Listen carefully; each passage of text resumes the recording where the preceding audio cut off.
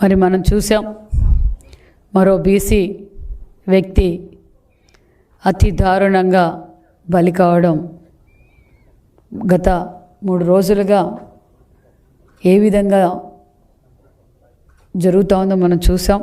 మరి పెద్ద దస్తగిరి జగన్మోహన్ రెడ్డి గారి అనుచరుడు, జగన్మోహన్ రెడ్డి గారి బినామీ, నమ్మిన వారినే బలి తీసుకోవడంలో జగన్మోహన్ రెడ్డి గారి పాత్రే ప్రథమ ప్రార్థన కూడా మీకు తెలియజేస్తున్నాం.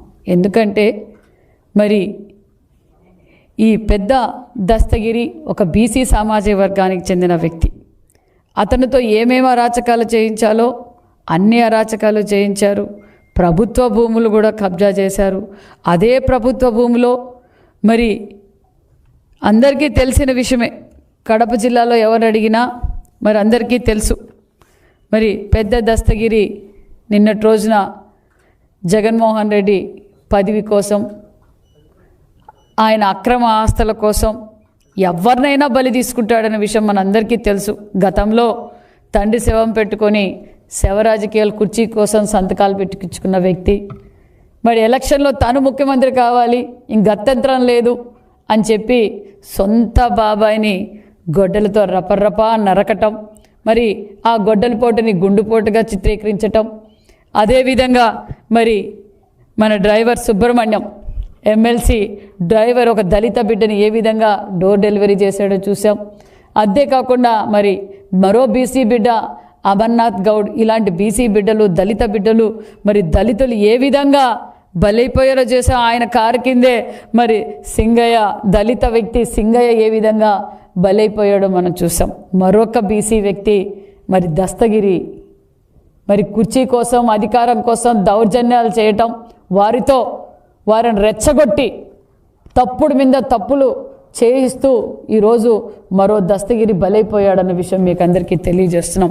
మరి ఇదే దస్తగిరి మరి ప్రభుత్వ భూములు అక్రమంగా దోచుకొని లేఅవుట్లేసి అదే జగన్ రెడ్డి మేనమామకు కూడా గిఫ్ట్ ఇవ్వటం, ఇదే ప్యాలెస్ కట్టి అన్ని సదుపాయాలతో అతి పెద్ద ప్యాలెస్ మరి అదే వెంచర్లోనే మరి వాళ్ళు జగన్మోహన్ రెడ్డి గారి మేనమామకు గిఫ్ట్గా ఇచ్చారన్న విషయం కూడా మీకు తెలియజేస్తున్నాం.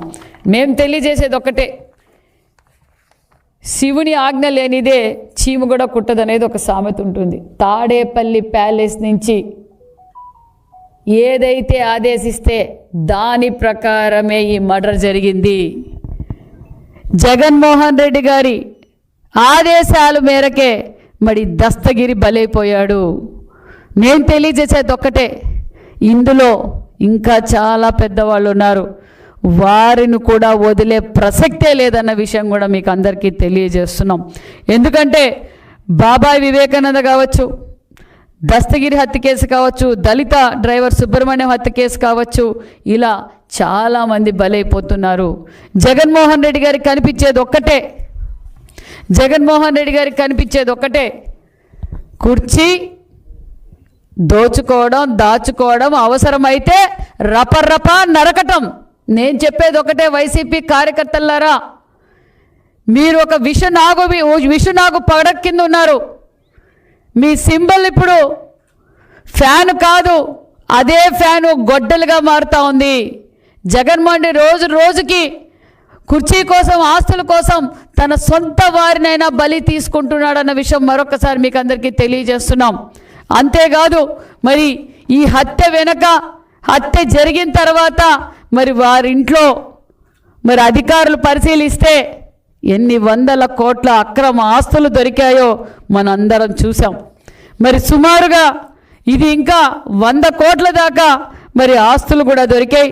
ఆ ఆస్తులు కూడా ఎవరు అనేది ప్రత్యక్షంగా మరి అందరికీ చూపించాం. మేము తెలియజేసేది ఒక్కటే, ఖచ్చితంగా చట్టం తన పని చేస్తుంది. అసలు దస్తగిరి వివేకానందరెడ్డి హత్య కేసులో కూడా చాలా ముఖ్యమైన వ్యక్తి అన్న విషయం కూడా తెలియజేస్తూ మరి నేను తెలియజేసేది ఒకటే, మరి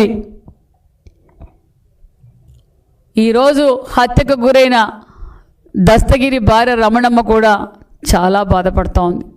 మేము ఎంతో నమ్మకంతో జగన్మోహన్ రెడ్డి గారు ఏం పని చేయమంటే, ఏం అరాచకం చేయమంటే అరాచకం చేశాం.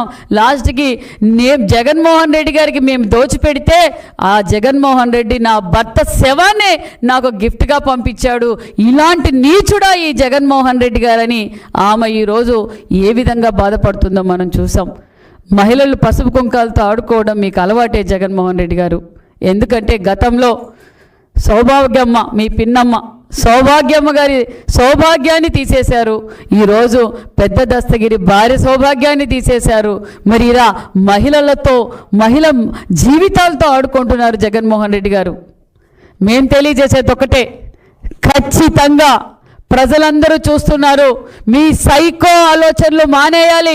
సైకో ఆలోచనలు మానేస్తే మీరు, మీ కుటుంబ సభ్యులు, మీరు ఏదైతే దోచుకున్నారో మీరు ఖచ్చితంగా ప్రజలకు జవాబుదారీ.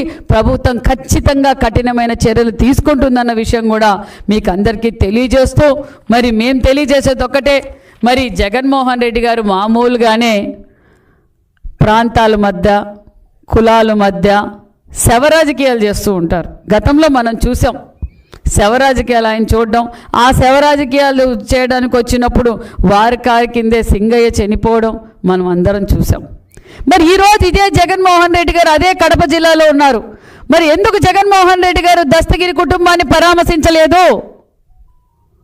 మామూలుగానే శవరాజకీయాలు చేయడం జగన్మోహన్ రెడ్డి గారికి అలవాటు కదా. తండ్రి గారు శవం పెట్టుకొని రాజకీయం చేశాడు, వివేకానంద రెడ్డి గారి శవం పెట్టుకొని రాజకీయం చేశాడు.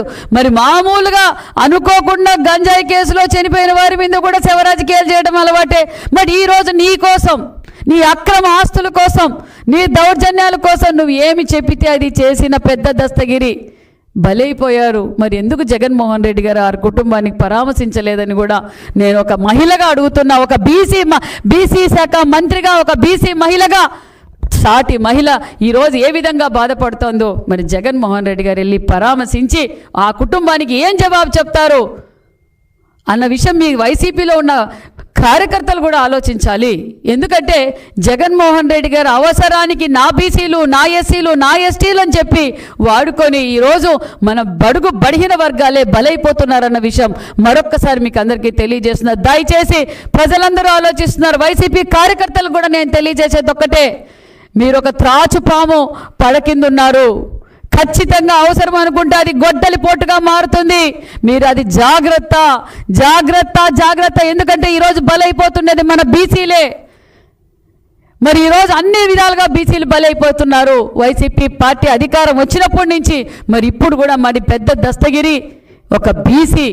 ఇలా బీసీల్ని ఏ విధంగా హతమారుస్తున్నారో వైసీపీ పార్టీ నాయకులు, బడా నాయకులు ఉన్నారు దీంట్లో. తాడేపల్లి బడే నాయకుల పేర్లు కూడా దగ్గరలో బయటకు వస్తాయి. ఏ ఒక్కరిని వదిలే ప్రసక్తే లేదన్న విషయం కూడా తెలియజేస్తాం. ఎందుకంటే ఈరోజు దోచుకోవడం, దాచుకోవడం ఎక్కడ పడితే అక్కడ ఆస్తుల్ని ఈరోజు ఏ గ్రీవెన్స్లో పోయినా కూడా మరి ఎక్కువగా సమస్యలు వస్తున్నది ఏదంటే మరి గత ప్రభుత్వంలో మరి వైసీపీ పార్టీ వాళ్ళు మరి దోచుకున్న ఆస్తుల గురించే వస్తున్నాయి. ఒక్కొక్కటిగా పరిష్కారం చేస్తున్నాం. దస్తగిరి కేసు కూడా ఖచ్చితంగా పరిష్కారం చేస్తాం. ఇప్పటికే 11 మంది లోపలికి వెళ్ళారు. మరి నిత్యానందరెడ్డి గారి గురించి కూడా మరి ఖచ్చితంగా అరెస్ట్ చేసి ఖచ్చితంగా ఎవరైతే దీనిలో భాగస్తులు ఉన్నారో ఏ ఒక్కరిని వదిలే ప్రసక్తే లేదన్న విషయం కూడా తెలియజేస్తున్నాం.